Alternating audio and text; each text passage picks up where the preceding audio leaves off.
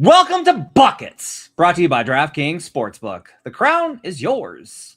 My name is Matt Moore. I'm a senior NBA writer for the Action Network. This is your Best Bets episode for Tuesday, January 20th in the association.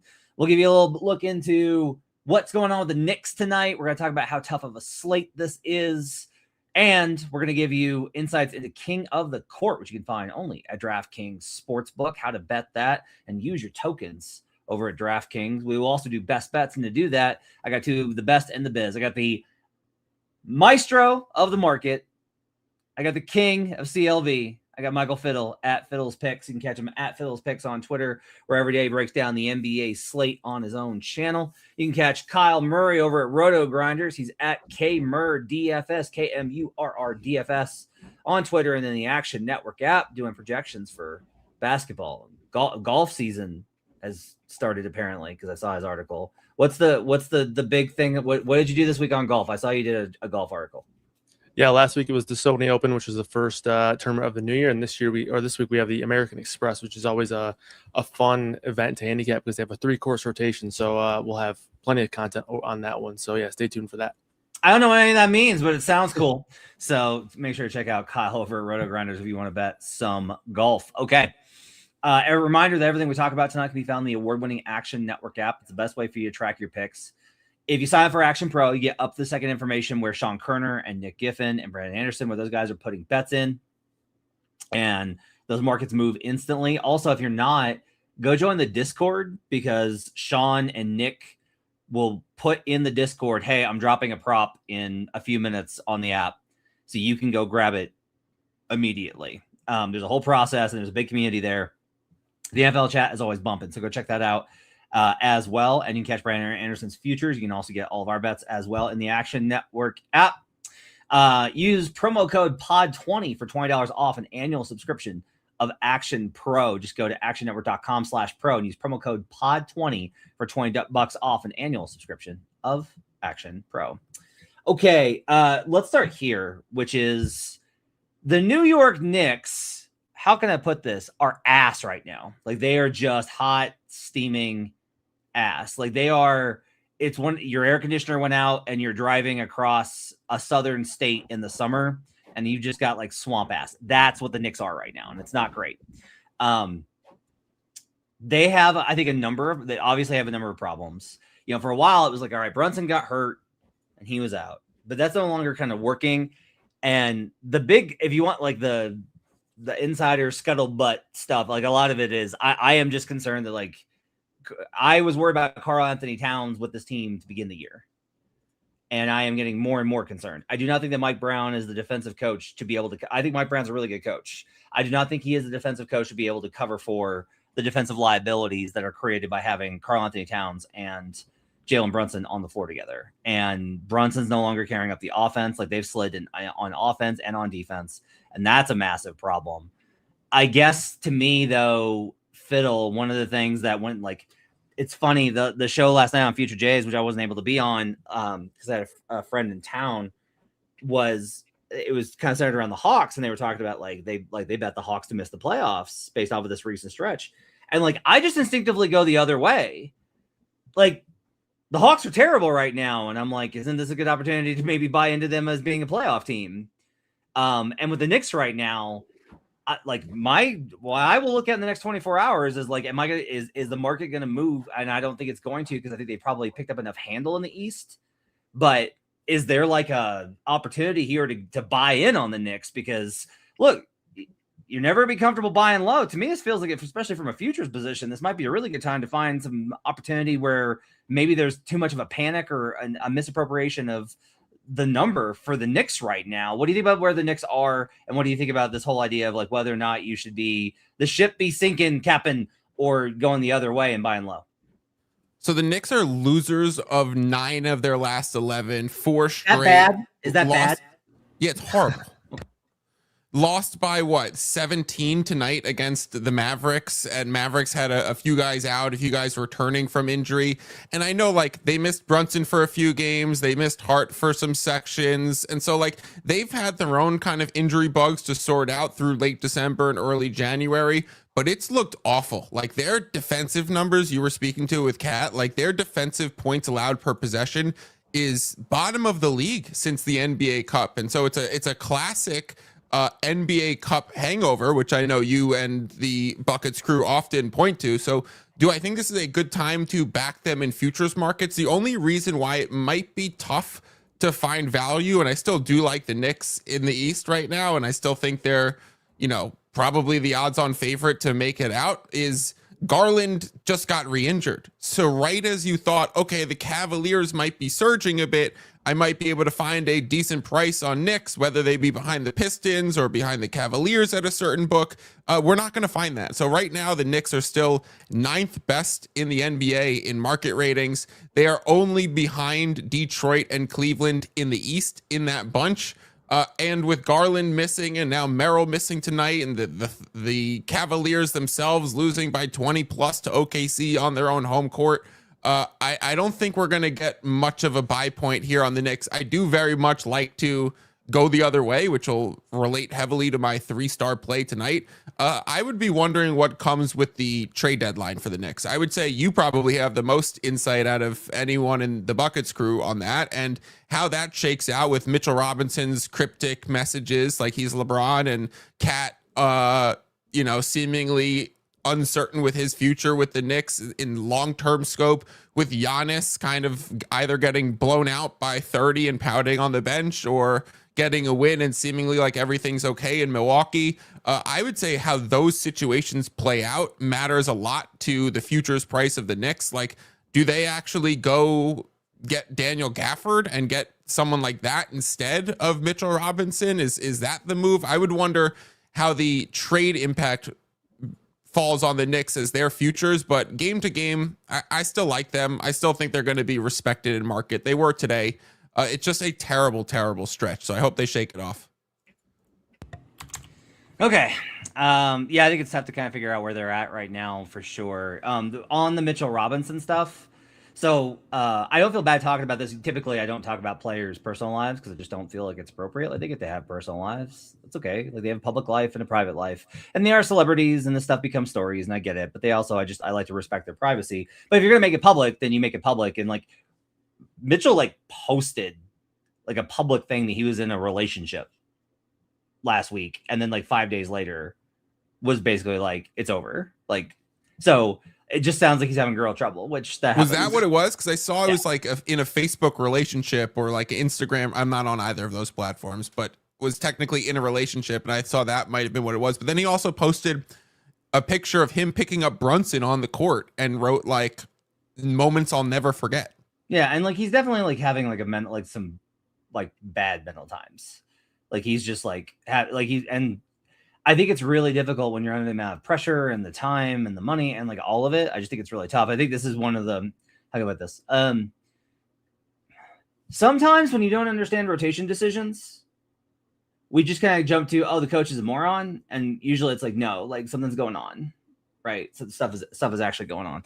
But one, most importantly, I trust the Knicks to get Mitchell the help that he needs and support to get through whatever's going on with them. I trust the Knicks to do that. I trust the league to do that. The league's really good about that now. They were not for a long time, but they are better now. That's the most important thing. But two, like, this is probably something that will probably pass. So I think there probably is still kind of an opportunity here. I mean, look, my model has never liked the Knicks. No matter what I do, I can't get them to like the Knicks. I've tried every single machination out. Like, I'm reaching the point of just like, I will just add 5 points. And maybe that way you will like the Knicks. I will note that in the market, there is a plus 180 or better on them to win the division. As much as I love the Boston Celtics and have accumulated quite a bit of a position on them to win the Eastern Conference and like them for the division, plus 180 for a Knicks team that was rolling earlier this season, probably not. Like, I will look at it, but I am very interested in that number. Kyle, from a player prop projection, and like, what have you kind of seen over with the Knicks over the short term in the last, I don't know, 2 weeks since the Cup? What's been kind of like the trends that you've noticed when you've been running projections for the Knicks? I mean, I was on Jalen Brunson under today, and it was honestly partially due to some of the game script stuff of potential blowout for the Knicks. Obviously, they were the ones that ended up getting blown out, so he missed out on a few minutes of run at the end of that game. But they also have a few guys returning to the rotation, getting a little bit healthier. Obviously, Josh Hart was out for a little while. Shamet was out for a little while. So from a player prop perspective, I do think there is a little bit of inflation on some of these guys. I know the Brunson number that I bet early this morning or late last night was like 36.5 on the points and assists, and it ended up closing at 34.5. So I think it did correct a little bit, but there did seem to be some inflation on some of those guys' numbers. Even same thing with Cat, where he's had some unders popping for me in terms of where I've been projecting these guys. But a lot of these secondary guys just aren't really factoring in too much in terms of where I'm finding value in the markets. But there have been some decent spots for unders. Obviously, there was a nice stretch there where some McBride overs were looking good and performed pretty well. But going forward, I think the key thing that I'll be looking at most is maybe betting on some of these key starters that have been so used to seeing 35, 36 plus minutes, and now maybe are in a spot to potentially see a step down there, because you do have McBride getting key minutes. They do want to play Shamet a bit at times. And then obviously you have Jordan Clarkson off the bench. So there's just ways that it could easily be found to not see these guys play 36 plus minutes, and the markets seem to maybe still want to start those guys' lines at that rate. So that's the one thing I'll be looking forward for them going forward. One of the weird things here is Brunson and Towns are down to plus 2.5 without Robinson. They're plus 7.4 still when they play those three together. But what's really interesting is that Cat without either one, when you play Cat with basically Wingstop, is plus 10.1. When you play Brunson and Robinson, they're only plus 3.1. And when you play Brunson by himself without Cat or Mitch Rob, they're only plus 1.2. Like, Brunson is like the big glaring thing on the data front versus like everyone blaming Karl Anthony Towns. If you take a step back and just look at it from a cold, hard data kind of thing, I think that's like, I think it's just really interesting that Brunson is kind of the issue. It's Buckets NBA notes. The Knicks were favored 10 times in 2026 and went 2-8, including 2 losses by double-digit favorites. Yeah, I will say I was on Mavericks today, and I should have probably gone harder and bet the money line. And then I bet Celtics at the money line and not on the spread. That was painful. But the Mavericks, I will say, are this team that basically whenever the Mavericks are facing a team that is above a 60% win profile, if I have anything close to a number discrepancy that's in their favor, I am on it immediately. Like I would almost bet it auto. The numbers are not like, they're not like 12-1, but they are 9-4 now. No, they're 10-4. That was previously. They are 10-4 now, ATS versus teams that are above 60% win percentage this season.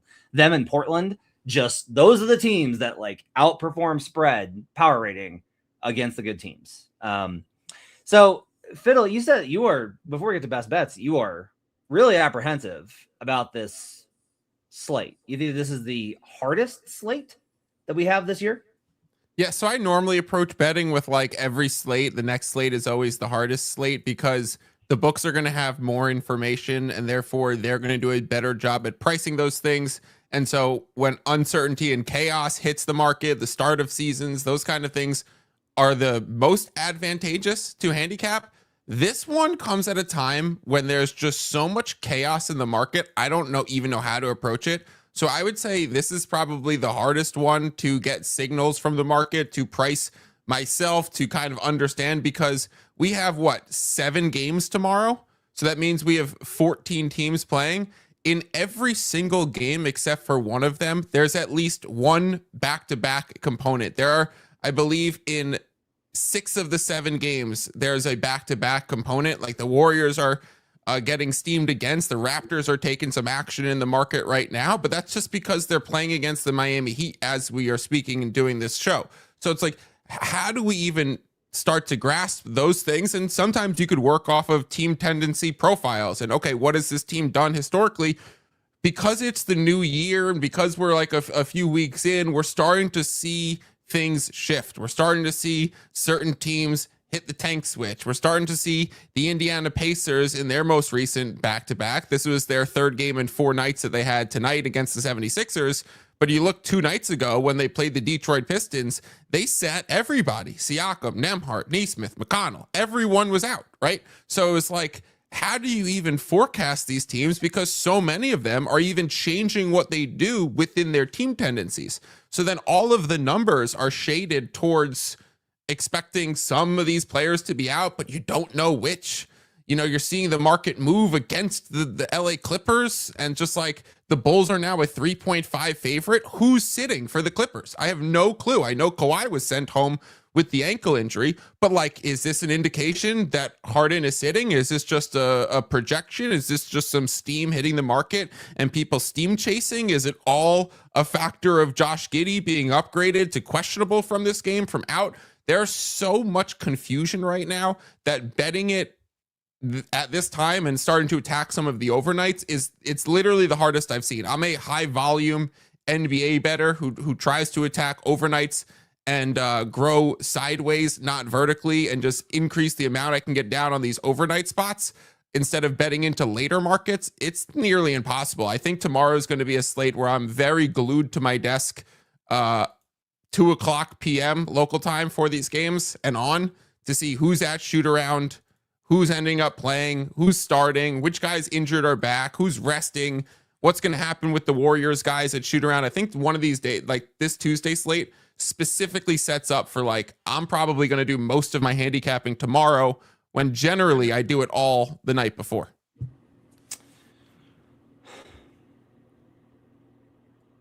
One of the things that's interesting is we had a problem earlier in the season. They just wouldn't post these games with the back-to-backs. Correct. And now they're laying the numbers without, like, Miami's playing right now, and we get a line on Heat Kings. And I don't know. Can I give a tip? Can I give an edge? Yes. As you're watching this show, as you're watching Miami Heat against the Warriors right now, go to your sports books. Obviously, DraftKings would be the preference, and have Kings plus 2.5, and have Raptors plus 6 or whatever it is there, 5.5 there. Have it clicked. Have it waiting. Because if you're watching that game and you see Curry go down, it's an immediate action. If you see the game go to overtime, it's an immediate action. So in these spots where we have lines for the second night of a back-to-back while games are going on, the best thing that you can do is potentially react to the next game. Not necessarily a futures market, not necessarily a live market, but get some serious CLV if you see Jimmy Butler come off with an ankle injury. Now, we're not rooting for these things, but these are small ways where we could win against the sports book and take advantage of them in certain spots. So I would be ready and willing to do that when it is applicable, which means if a Miami and Warriors are playing right now, you have Kings queued up with 1 unit in it. You have Raptors queued up with 1 unit in it. Spread and money line, however you want to split it up, and just be ready to click submit if there's a reason to action it. Kyle's like, that'd be nice to do for props. If they were to put the props out. Yeah, for sure. But they won't. So we'll see kind of what happens here. The other thing I'm going to start warning people of this. I think you're okay for about another 10 days. Not 10, probably 4 to 5. Things are going to start getting extremely wonky in about 5 days. And it's not just that they start holding guys back because they're of the trade deadline. Guys start getting really nervous about the trade deadline, and that impacts their performance. And then on top of it, the last 2 weeks before All-Star, February 1st on, and really kind of that last week of January, it starts to bleed into that. Everybody just gets basically spring fever. It's the last week before you go on spring break, and everybody's just screwing around at school. Things get extremely weird. It's just, in my experience, you're going to start seeing some results where you're just like, the hell? More so than usual. And in the NBA, we always have a number of those. Like tonight, I think is a good example of this. Today is a good example of this with like, the Mavericks killed the Knicks. What? But that's one where I'm like, no, actually, that makes a lot of sense. The Knicks are playing their worst basketball of the season. The Mavericks got Cooper Flag back, and the Mavericks overperformed versus good teams.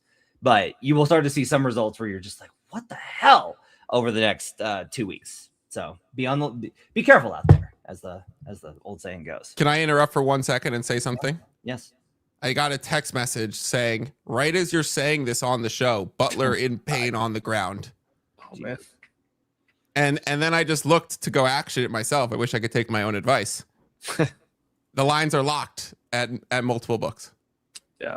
Not at DraftKings Sportsbook, where the crown is yours. So Where the Raptors are yours. where the Raptors are yours. Also, the vicious jinx there, Fiddle. You got. Yeah, I apologize. That's like the Bo Nix go break your ankle tweet that went viral. Yeah. Okay. So just gonna go ahead and drop that bet into the old queue. Okay. We will do best bets for Monday in the association. We'll also do King of the Court.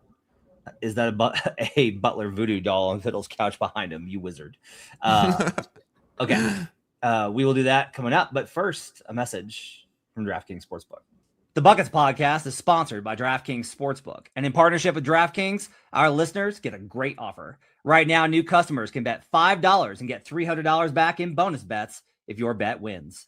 If sports betting is not yet available in your state, don't worry. You can still join in on all the fun with DraftKings Pick 6 and have the shot to win cash prizes. To get started, use promo code BucketsNBA when signing up with DraftKings. Again, use code BucketsNBA when signing up and bet $5 to get $300 back in bonus bets if your bet wins. The crown is yours.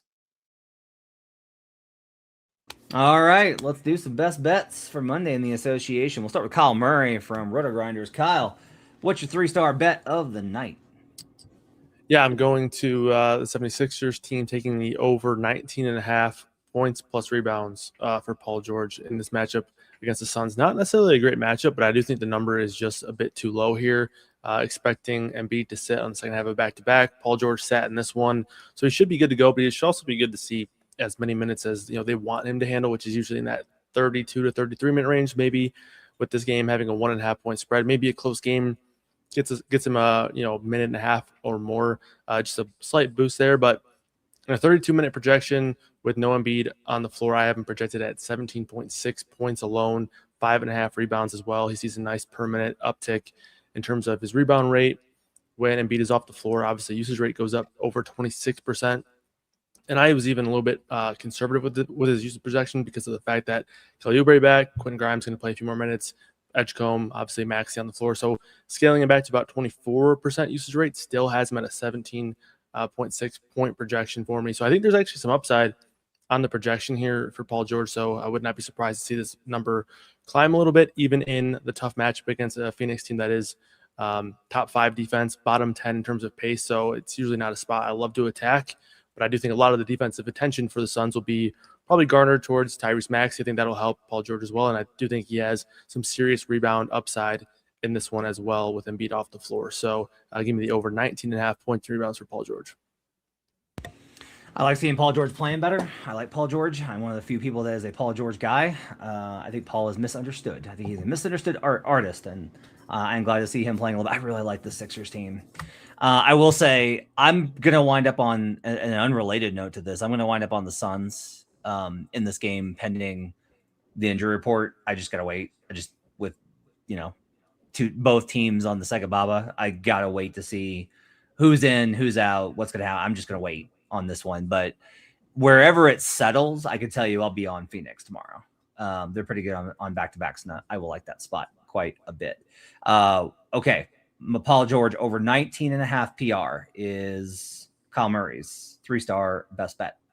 We'll do mine next to break up the usual order. I've got the Spurs plus 3.5, and I'm on the money line as well. Interesting spot here. So Ime Udoka is terrific when he has rest advantage, which he does here. He's 23-15 for his career, 6-2 this season when he has rest advantage. However, the Spurs are also excellent when they have rest disadvantage. They've been terrific in this spot.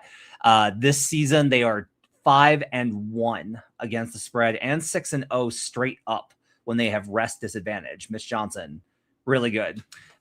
This is I got another battle of trends here. The Rockets are dynamite when they face a team who averages fewer free throws allowed than they do because they generate a lot of free throws. So that bumps up the number. Basically, it's like you're facing a team that is good at their strength, but the Rockets' strength, which is drawing free throws, outweighs it, and they perform really well. However, the Spurs are really good when the opponent averages more free throws than they do. So it counterbalances out from a trends perspective. Meanwhile, where I get this on power rating, and my Rockets rating, I think, has some difficulties, much like with the Knicks. It's these offensive rebound teams. No matter what I do, no matter how much of an adjustment I make, I have a hard time getting the number right. But even with like a good solid adjustment across the board, I really only make this Rockets pick 'em. I think this is a good spot for the Spurs to be able to get in a revenge, getting back into the swing of winning these games versus these Western Conference opponents, what they've been really good at all year. I like their ability to get downhill. I still think the Rockets are very they're coming out of their malaise. So it's not like it's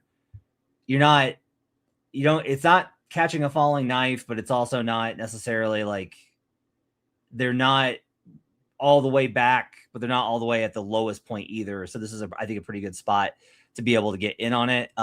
Obviously the back-to-back information is makes it tough because their injury report's not out yet, but I will go ahead and trust the way San Antonio has played regardless of who's in and who's out. As always, I would advise on these kind of spots, wait till you know exactly who's going to play, but I will be on the Spurs plus 3.5 and on the money line. Fiddle, what's your 3-star play of the night? My 3-star is going to be the Lakers. -2 is best number in market right now. I'm totally fine with it. This is one of the spots we talked about the Knicks at the front end. The Knicks losing 9 of their last 11. The Lakers have lost 5 of their last 7, and they're playing like absolute buns. And on the flip side of that, the Nuggets have been fantastic without Jokic, and they've been really good at holding the float and playing very focused basketball. I'm going to go the other way here and just say, if we were pricing this game 10 days ago with LeBron and Luka both active, with Rui back, with Ayton not even on the injury report, I know Reeves is out, but other than that, the Lakers have a clean sheet. If we were pricing this game 10 days ago, it would be Lakers -4.5, 5. And so I'm just going to, I understand the Lakers have been playing like crap. I understand the Nuggets have been playing fantastic.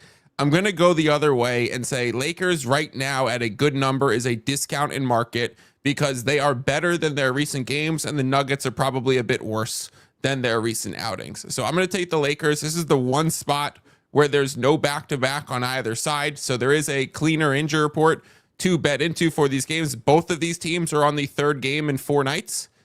So it is a spot where, yeah, there's not the easiest travel spot, but at least it's equal in both accounts. So I'll go on the Lakers and saying this should be probably closer to 3.5, even with the current output of both teams. So grabbing a -2 right now is a no-brainer. Lakers -1.5, -2, money line, any of the above, I think is a good value. I get it. I make it on in-season numbers. I make it 4.5 for Lakers. So I'm with you on terms of the market, what this probably should be. One thing is the Nuggets selected that Hornets game to not throw away, but the effort was not there on that back-to-back, and they burned very little injury. They've been home this entire stretch here. They're about to go on a road trip again. Murray will get up for this game. Like, this is the kind of spot Murray is going to get up for. And I don't know if I don't like the game script of the Lakers going up against a team that for some reason has still managed to score efficiently even without Nikola Jokic. They just found ways that they can shoot, they can score, they can drive, they can collapse the defense, and the Lakers defense provides 0 resistance. So I don't love it from that perspective.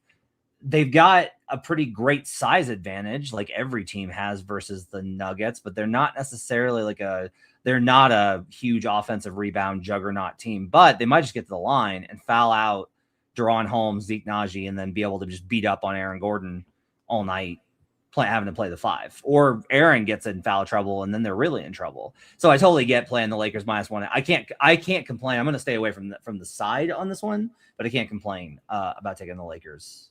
This just feels like it's a basement price on Lakers, right? We can't possibly see it as a pick 'em. Yeah. So I would keep an eye out. This is not based off of inside information. Okay, based off of the information the Nuggets have released, you should not expect Nikola Jokic back for another 2 weeks, week and a half. I will be very interested to see what the injury report says about on the Wizards game this weekend. Just want to go ahead and note that. I'm just very curious to see what it says. Okay, Kyle, let's go to your 2 and your 1-star plays. 2-star is actually in that same game for the first play that I had, and it's in the same prop category as well, taking the over 26.5 points and rebounds for Devin Booker in this spot. I don't mind this spot whatsoever for Devin Booker. I know that this is a spot where we're getting Jalen Green expected to return. I would probably project him for sub 24 minutes in this one, expecting a pretty significant minutes limit. Maybe he plays a couple more than that, but I think he probably comes off the bench. They kind of have their way of limiting him and keeping his minutes fairly cautious with his lengthy absence return. But in a 34.5 minute projection against this Philly team, I project Devin Booker for 24.9 points alone, and also adding 4 rebounds in this one. So it's a good spot for him. My model likes him quite a bit. I do think that the market is likely impacting his initial baseline prop with Jalen Green coming back a little bit too much. I think they're probably, obviously when Green's on the floor, he's likely going to be a pretty high usage guy. But, Devin Booker is still also going to consistently be a 28, 29% plus usage guy. It does not matter who's on the floor with him. And again, I think that we're going to see a pretty significant limit there on Jalen Green. So I like the over Devin Booker, 26.5 points and rebounds. I would not be surprised if he clears this number on points alone. And we know that he has, 5-6 plus rebound upside in any game. This is a game with a pretty low total as well. So maybe we see a few more increased rebound chances here in this one for Booker as well. And then 1-star play. Funny, I did not do this on purpose, but all 3 of my player props are in the points and rebounds category. You would think that I planned that, but I did not. Taking the over 24.5 points and rebounds for Amen Thompson. This should be a really good game. Houston and San Antonio here, 222.5 total, 3.5 point spread. So should be one where we see 37, 38 minutes for Amen Thompson. And maybe if this game really goes down to the wire, he maybe even plays 39, 40. I know he's obviously a guy who can go and play, as many minutes as anybody in the league. And with that being the case, I projected him for 38 minutes, 19.2 point projection, 8 rebound projection. Does get a nice little uptick. Nothing crazy or super significant, but it always helps to have that slight edge in the rebound number here with Steven Adams off the floor. He does see a nice increase there on a permanent rebounding basis. And obviously he's a guy who can go out there and play a ton of minutes. So that rebound number, if you wanted to take just the rebounds, I don't mind that either. But I did have a slight value on the points as well. So I'm taking the combo prop, points and rebounds, 24.5, 19.2 point projection, 8 rebound projection. So give me the over on that one for Thompson as well. I have a question on Book. So we don't have enough of a sample size with Jalen Green because he literally has not played except for 5 minutes, right? One thing that happened when it was KD and Beal is Booker shifted way more into actually a playmaker role. He would still score because I don't think his scoring is necessarily dictated by any of the other things that he does. It was just his assists went up. What do you have what's the reason for not including the A for the PRA? I haven't looked. I'm guessing it's just the fact that he has a significantly, so his assist prop is at 6.5. I project him at 6.57 assists. So, just in line with the market on that one. Okay. I'll be interested to see what his assists look like in this Jalen Green game. That's going to be very interesting to me. Okay. Devin Booker over 26.5 PR. Amen Thompson over 24.5 PR for Kyle Murray. My 2 and my 1 stars on the evening. I like Lakers Denver over 227.5. Going to go back to this one. So I kind of mentioned this when I was talking about the side. I projected over the Nuggets with 2 days. I love a spot where I get 2 days of rest for the major Nuggets players since they rested everybody in that second game. Like Jamal didn't, because Jamal is a beast right now, but Jamal is going to get up for this game. I have no question Jamal will be up for it. It was such a beatdown. They didn't actually expend a lot of energy versus the Hornets. They are tired, but I have a lot of confidence that they're going to be ready to go for this one. And it should be an up and down affair. Their defense has actually been bottom 3 in the league pretty consistently, which is weird because it's their best moments, their best quarters are really good defensively. I think their actual core defense is a little bit better without Yoke, but the numbers don't back that up because they played a lot of the best offenses, Cleveland, etc.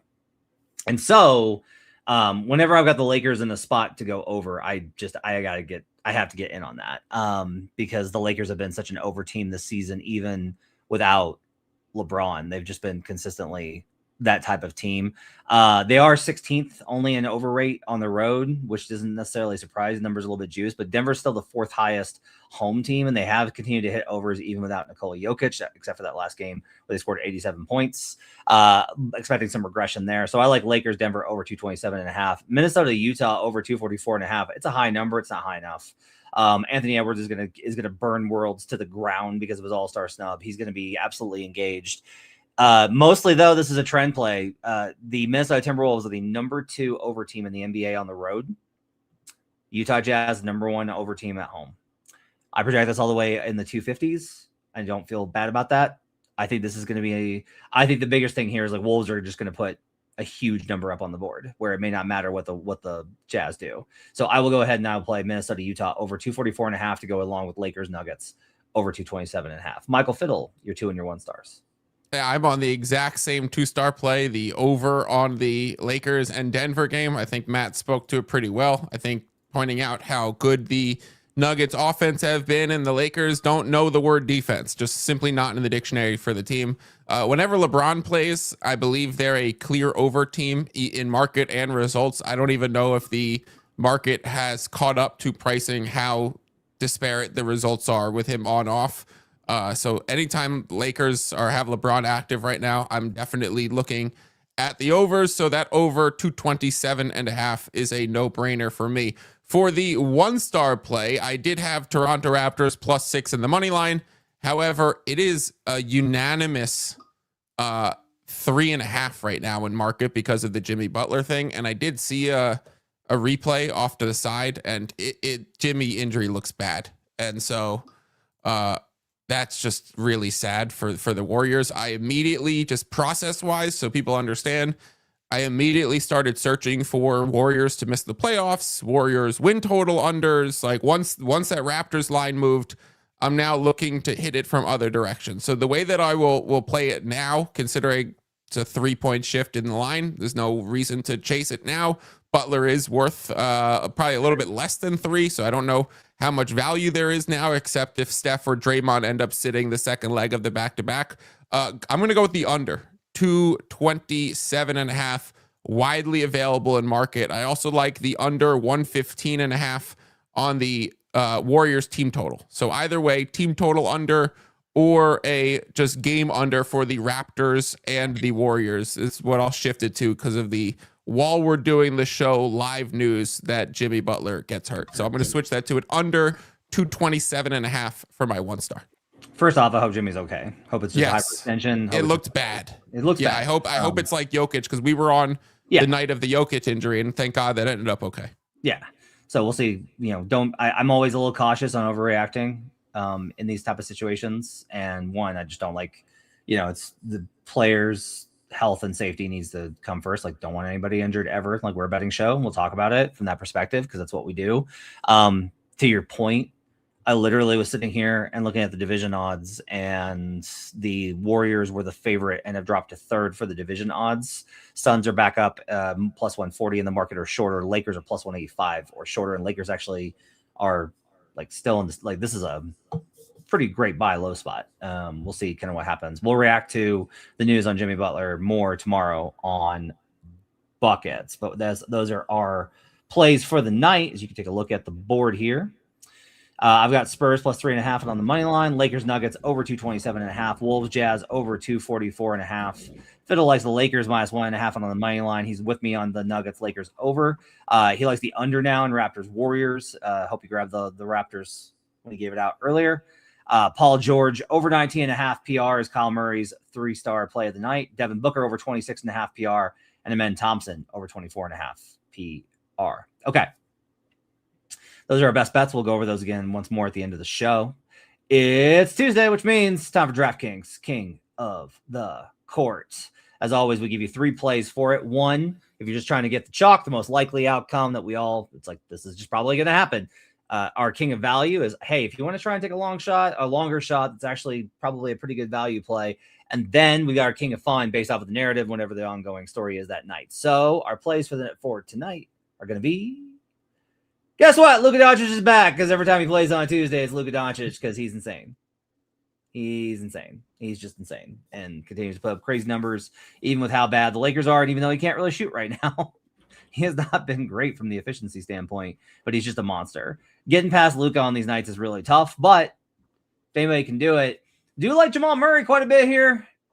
Like his ability to, if we've noticed, Kyle, that the biggest play is like, if you can get the points, you're going to be within range. And Murray's been such an assist machine, and Fiddle and I both like the over. So a lot of value here, we think, on Jamal Murray. Yeah, Murray was my pick last week, and he was leading until about 2 or 3 minutes left in the final game when LeBron came and overtook that throne there. I will say one thing about the Luka situation, since he's been on this show, on this King of the Court Tuesday slate for like 6 weeks in a row, it seems, especially with Austin Reeves out. I think LeBron has some inherent additional value, because if Luka isn't getting there, especially with all the attention that he gets, it's been consistently like $25 to $30 bonus bets for Luka. Maybe people start, giving LeBron a little bit more attention in this sort of thing after last week. But last week, LeBron was a $2,000 bonus bet winner there. So again, inherent value, because if Luka's not getting there, LeBron's likely benefiting from Luka not getting there. And players, obviously, when you're playing on a slate with Luka, you have to hope that he doesn't get there. So if that's going to be the case, it's just an additional domino, a little bit of added correlation there, looking at LeBron. But yeah, Jamal Murray is also a fantastic option in this spot. He projects really well. Assist rate way up so far over the past couple of weeks with no Jokic.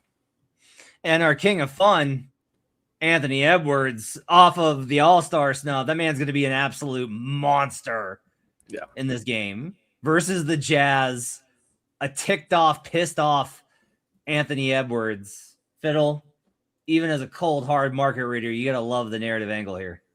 Yeah, and I mean, Ant plays into the narrative angles himself. He said preseason, I'm just going to try scoring my personal high every night. So I'm actually fully willing to buy into the narrative in this game. Like, look at the Anthony Edwards over on points. Look at the escalators. This would be a time to loop in Brandon Anderson and see if he's playing like Ant 40 plus type of points. I feel really bad for Bryce Sensabaugh or whatever Utah player has the assignment of guarding Ant-Man tomorrow. It is not going to be fun. We are going to see him do everything and anything to put up a lot of numbers in a game with the highest total on the board. This is more than fun. This is like eyes wide open for an Ant-Man night. All right, Luka Doncic, king of chalk. Our king of value is Jamal Murray, and the king of fun is going to be Anthony Edwards. Those are our best plays for King of the Court. Brought to you by DraftKings Sportsbook. The crown is yours. That's going to do it for Buckets. Hope you guys enjoyed the show. Really great conversation tonight with Kyle Murray and Michael Fiddle. Make sure to catch Kyle over at Roto Grinders and at KMurDFS. Michael Fiddle at Fiddle's Picks. Thanks for joining us in the comment section. Back tomorrow night with more best bets for you for the Wednesday slate. Once again, I've got Spurs plus 3.5 on the money line. Lakers Nuggets over. The Wolves Jazz over. Fiddle likes Lakers minus 1.5. And on the money line, Lakers Nuggets over 227.5. Raptors Warriors under, now that the line has moved on the Raptors. Kyle likes Paul George over 19.5 points and rebounds. Devin Booker over 26.5 points and rebounds. And then Ben Thompson over 24.5 points and rebounds. Make sure to check out the Action Network app. Watch us along at youtube.com/the Action Network. Listen to the Action Network podcast for coverage of the AFC and NFC championship games of the NFL. We'll see you guys again tomorrow. Thanks, David Payne, our producer. Till next time, let's get buckets. Jimmy, no.